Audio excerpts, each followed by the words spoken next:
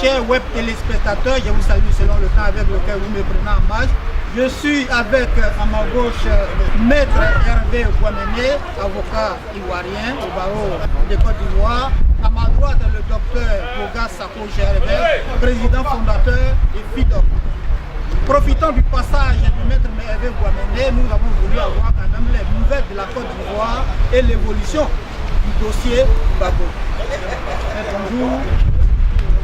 Vous avez été cet avocat qui a pu défendre le dossier Mme Gbagbo, qui a pu défendre le dossier de Goudé, qui défend d'autres dossiers encore. Dans cette situation vraiment trouble, dans cette situation vraiment dangereuse, quel sentiment vous avez aujourd'hui de l'évolution positive que cette situation connaît? Nous observons une stagnation dans la mesure.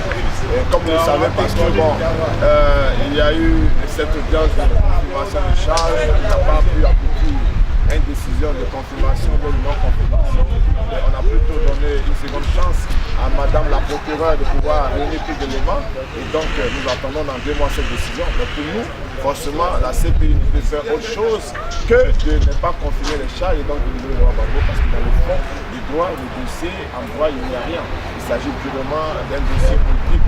Et nous pensons que les politiciens ont pu atteindre leur non seulement maintenant Ouattara au pouvoir, en le mettant au pouvoir, ensuite en lui garantissant un mandat sans trouble. Donc je pense qu'après tout cela, on va retrouver le pouvoir pour une question de justice divine, pour une question de justice humaine, bénéficier donc de la liberté, parce qu'en réalité, si on veut poursuivre Ouattara également liberté, si on ne poursuit pas Ouattara, on ne poursuit personne. Et dans ce cas, tout le monde est relaxé. Et donc ce dossier, quand il est vu depuis le mois, la CPI ne pourra faire plus de ne pas poursuivre le chara, parce qu'il n'y a pas de vraiment de plus pour engager un procès contre devant la CPI.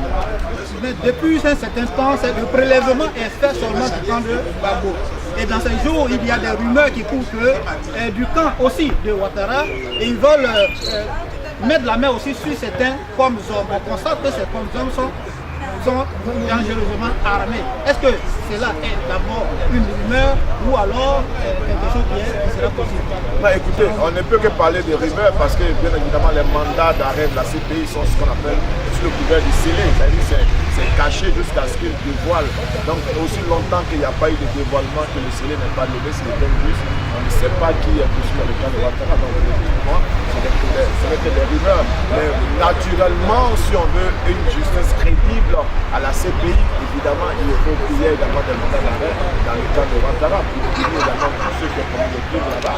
Donc nous attendons que la CPI lève les scellés si les mandats existent, effectivement, y compris tous ceux qui ont commis des crimes, des homicides, des crimes contre l'humanité. Parce que les personnes qui ont été tuées à Doucoué entre le 28 et le 29 mars 2011, ce n'est pas les personnes du camp de Gbagbo, ces personnes sont identifiées, sont des chefs de guerre qui ont agi sur l'ordre de Ouattara, de Soro et autres. C'est des crimes contre l'humanité. Les personnes qui ont été attaquées et sauvagement tuées dans les camps de réfugiés de Naïbli, c'est des crimes contre l'humanité graves. C'est des crimes, des atteintes au droit international humanitaire. Il n'y a pas de crime plus dangereux que d'attaquer des réfugiés dans un camp et de les tuer. Donc nous attendons que la CPI réagisse et la CPI doit réagir. Si la CPI ne réagit pas, c'est que la CPI a raté sa votation, c'est que la CPI n'a plus de raison d'être si ces crimes dans son respect. C'est mandat d'arrêt. Je rappelle aux téléspectateurs que Maître Guamené est en route pour la CPI. On la est pour la CPI. Nous vous souhaitons ce courage et le travail que vous allez faire.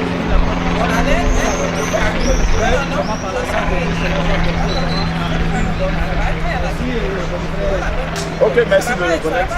Merci bien.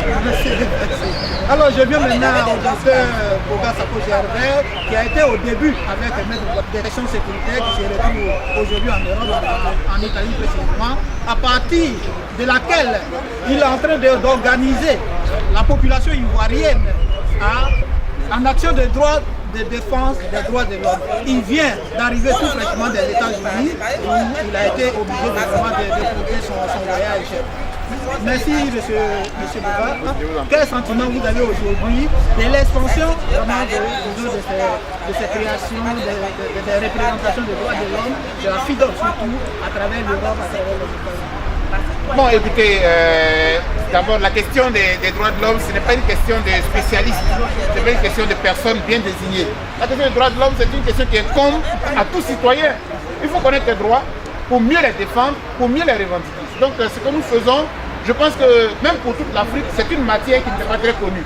Vous avez vu même aujourd'hui avec le dossier de notre président Laurent Gbagbo et des personnes qu'on défère devant la Cour pénale internationale. Du coup, la question des droits de l'homme revient au centre puisqu'on les poursuit pour crimes, de violation des droits de l'homme, pour crimes contre l'humanité. Donc du coup, nos compatriotes commencent à savoir mais les droits de l'homme là-même c'est quoi, et puis on poursuit des hautes personnalités de la commission. Donc ici en Europe, on a essayé de, pendant que Maître Hervé Guamené continue de diriger la FIDOC au plan national et au plan africain, nous étant en Europe, on profite dans les différents voyages pour créer des antennes, des représentations. Et je pense que ça marche très bien. Ici en Italie, c'est grâce à la FIDOC Italie que Maître vient d'avoir une causerie débat avec nos compatriotes. Et même quand il sera encore à Paris, je pense que la FIDOC Paris et France aussi va organiser quelque chose. Aux États-Unis où j'ai été, ça a été fort apprécié. Et je pense que de plus en plus, c'est vrai, les Ivoiriens, les Africains doivent être des militants de partis politiques.